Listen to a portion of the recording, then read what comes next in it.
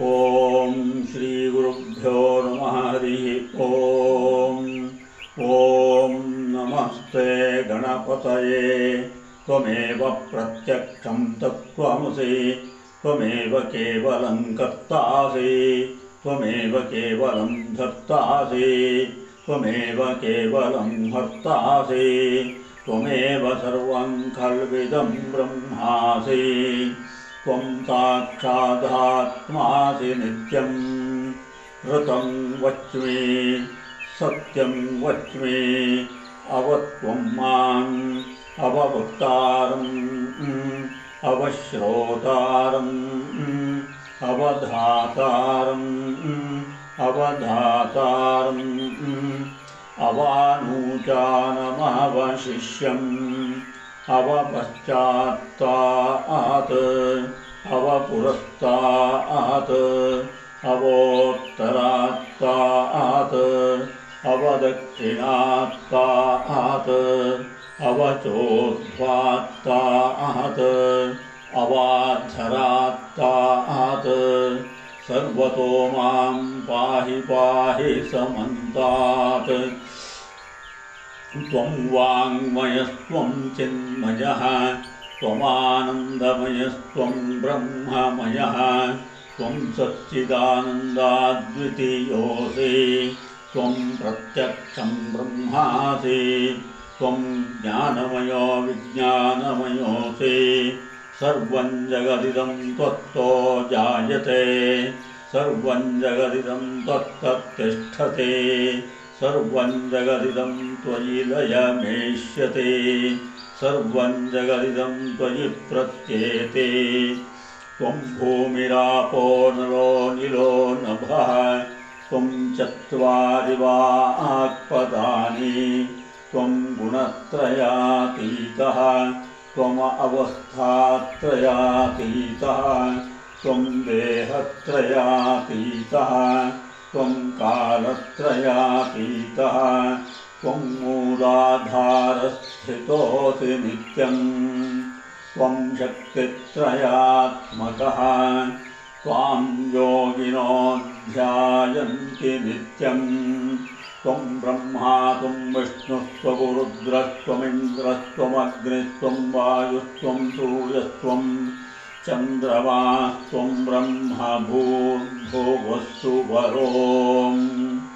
ಗಣಾದಿಂ ಪೂರ್ವಮುಚ್ಚಾರ್ಯ ವರ್ಣಾದೀಂಸ್ತದನಂತರಂ ಅನುಸ್ವಾರಃ ಪರತರಃ ಅರ್ಧೇಂಧುರಸಿತಂ ತಾರೇಣ ರುದ್ಧಂ ಏತತ್ತವ ಮನುಸ್ವರೂಪಂ ಗಕಾರಃ ಪೂರ್ವರೂಪಂ ಅಕಾರೋ ಮಧ್ಯಮರೂಪಂ ಅನುಸ್ವಾರಶ್ಚಾಂತ್ಯರೂಪಂ ಬಿಂದುರುತ್ತರರೂಪಂ ನಾದಃ ಸಂಧಾನಂ ಸಗುಂಹಿತಾ ಸಂಧಿಃ ಸೈಷಾ ಗಣೇಶ ವಿದ್ಯಾ ಗಣಕ ಋಷಿಃ ನಿಚರದ್ಗಾಯತ್ರೀ ಛಂದಃ.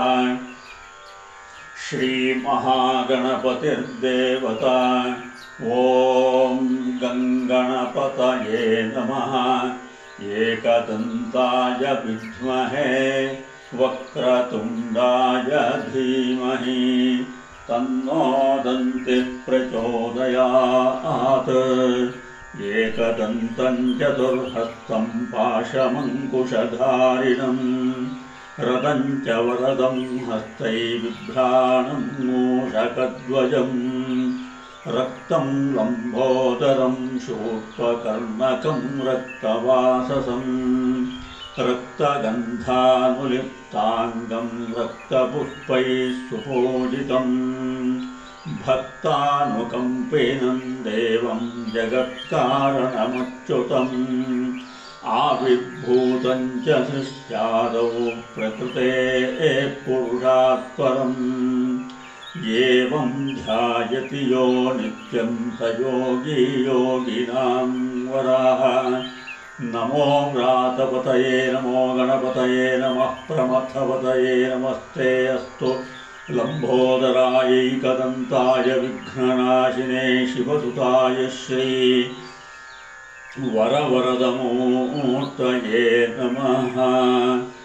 एतदथर्वशीर्षंयोधीते स ब्रह्म भूयाय कल्पते स सर्वविघ्नैर्न बाध्यते स सर्वतः सुखमेतते स पञ्चमहापापात्रमुच्यते सायमधियानो दिवसकृतं पापं नाशयते प्रातरधियानो रात्रे कृतं पापं नाशयते सायं प्रातरः प्रयुञ्जानो पापो अपापो भवते सर्वत्राधियानोपविघ्नो भवते धर्मार्थकाममोक्षं च विन्दते इदमथर्वशीर्षमशिष्याय न देयम् यो यदि मोहाद्दास्यति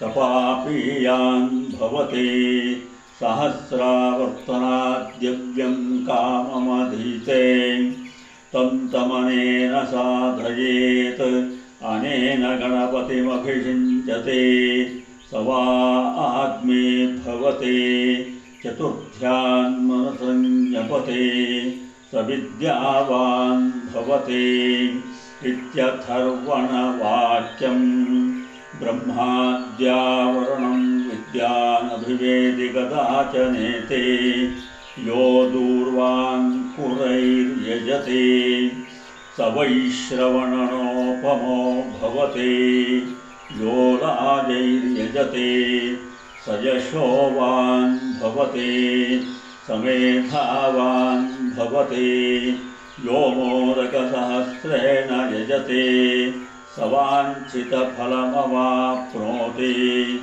यत्साध्यस्तमेभिर्यजते स सर्वं लभते स सर्वं लभते अष्टौ ब्राह्मणान् सम्यग्ग्राहयित्वा सूर्यवर्चस्वी भवते सूर्यग्रहे महानद्यां प्रतिमां सन्निधौ वा जत्वा सिद्धमन्त्रो भवते महाविघ्नात् प्रमुच्यते महादोषात् प्रमुच्यते महापापात् प्रमुच्यते महाप्रत्यवायात् प्रमुच्यते स सर्वविद्भवति स सर्वाविद्भवति य एवं वेद